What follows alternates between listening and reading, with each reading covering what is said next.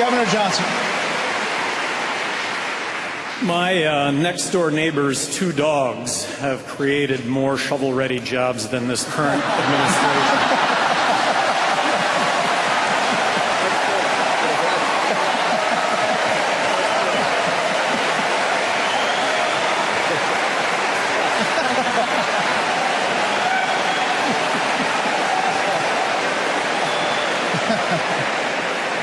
Balance the federal budget now.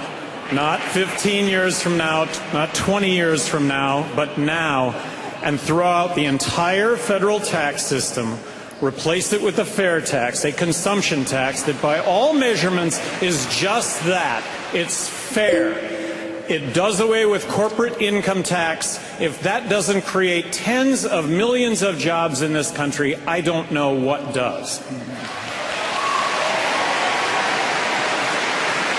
You just made your neighbor's dog very famous. When we come back.